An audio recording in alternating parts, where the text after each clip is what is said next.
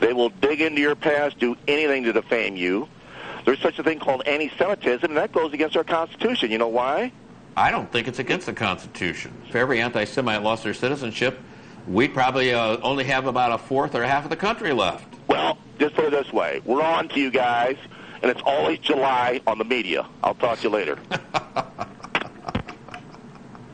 It's always July on the media. Very, very clever. We're talking about the independent media. Where's the independent media? In other words, where's the Arab point of view? I mean, in regards to the Middle East, there is no independent media in America. Well, I am going to agree with you on that. I just don't see that as a product of Jewish monopoly or Jewish control or Jewish conspiracy. I see that as a product of a system, a global corporate capitalist system, and where you have these big corporations, more and more of them gobbling up everything. Now, we talked about Rupert Murdoch and Fox News. I don't see that as part of a Jewish conspiracy. Sony, a Japanese company, Vivendi, a French company, the Bertelsmann Group, a German company. In other words, these are the huge media conglomerates that are buying up everything, gobbling up everything, getting rid of independent media.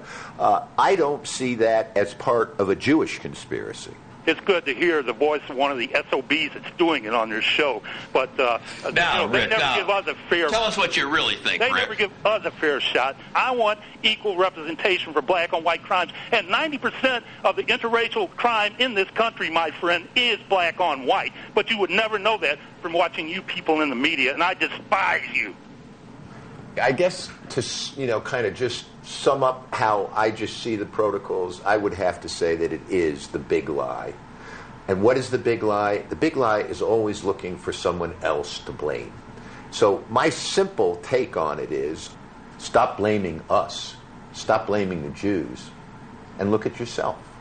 I mean, you don't need the Jews, as this book implies, to stir it up. This fixation and obsession on being pure and only with your own kind and never mixing, that goes against the humanist impulse, which is there is something common in all of us. Well, you really know how to push my buttons because, as you may know, I'm basically a separatist. I think that people should live with their own kind. They should associate with those with whom they grew up. And that we shouldn't have blacks living with whites, because if you mix them up, eventually they're going to miscegenate, they're going to integrate, their culture is going to become polluted with other people's culture, and they're not even going to recognize themselves. Also, Mercer, 1100. How many inmates? 9 inmates, 1 camera crew, 1 civilian, 2 officers, and a 1 EE perimeter. Copy. Protocol number 5. We have incited religious and race hatred, nurtured by us in their hearts for 20 centuries. Where did you first become familiar with the Protocols of the Elders of Zion? In prison. How did it read to you? I mean, what did it was very believable. It was like, okay, finally I got the proof. This is it. I finally can prove that, that these Jews are really trying to take over the world. I've noticed a lot of the policies that are being made today, the neoconservatives, they fall right in line, almost in sync with what was said in the Protocols of Zion. When you grow up black in America, you've heard that Jews did this and Jews have done that all your life, whether they have or not. It's the problem with the extremists on both sides, especially look at slavery. The Jewish involvement with the African slave trade, especially in America. Jews say, we weren't involved, where on the other side, they said Jews were responsible for it. The truth is probably some murky middle. What I guess is hard to understand is not that there may have been some Jews involved in the slave trade, but the majority of what was America then and what was the slave trade was done by Christian nations and by Christian Americans. It was like you had blacks, then you had Jews, then you had Catholics. In other words, they were always on the same hit list. I was never taught by any of my teachers or the Honorable Louis Farrakhan to hate anybody.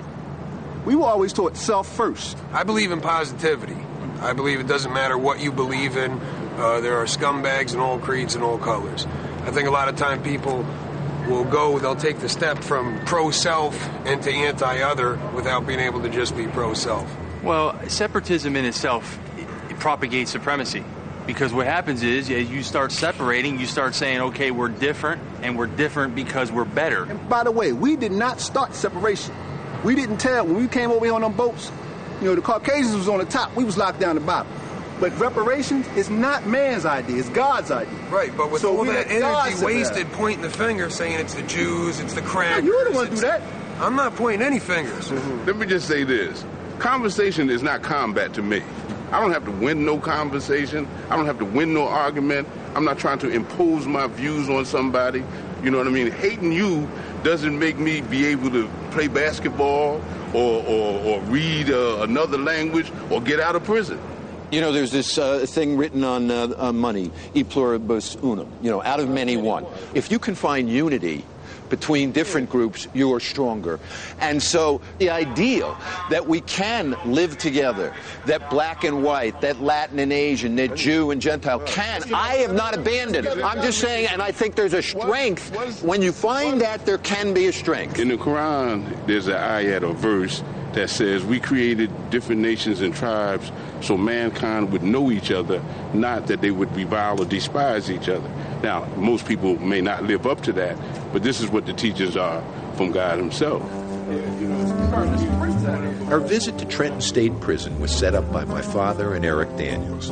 They met on a film we did a while ago when Eric was still a white supremacist and believed in the Protocols De Sion. Since then, Eric became a born-again Christian, and he and my father have grown close.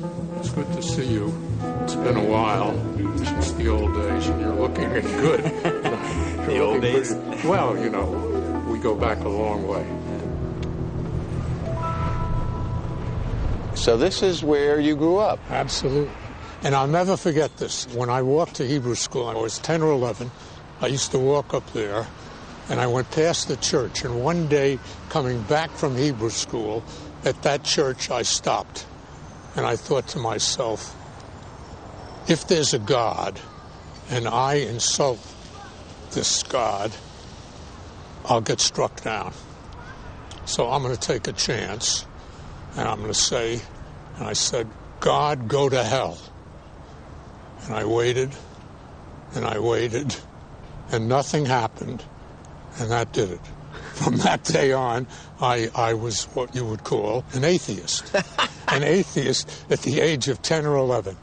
You said, though, you used to walk around and some of the neighbors were Catholic. That house was an inferno. Why? What Catholics. I mean, and this house, these were monsters. There were about 11 of them. 3 girls, 5 boys, mother and father, twice a day go to confession, boom, boom, boom, boom, boom, boom, boom, boom, boom, night and day. And we're a Hebrew family.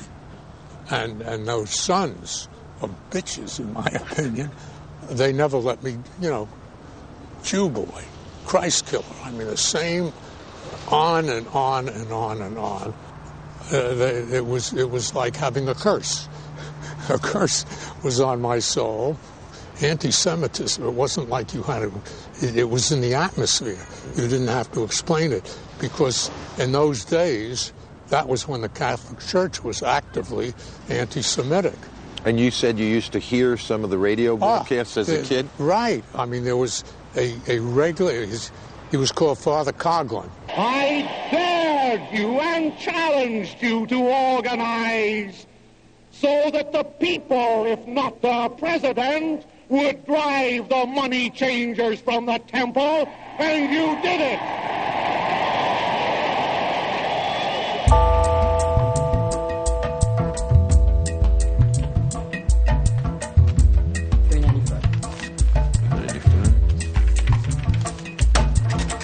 Protocol number 14.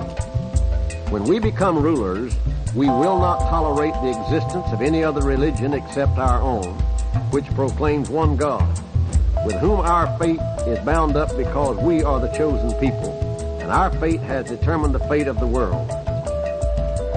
As I tried to understand why the Protocols of Zion has such staying power, I realized you have to go all the way back to the birth of Christianity.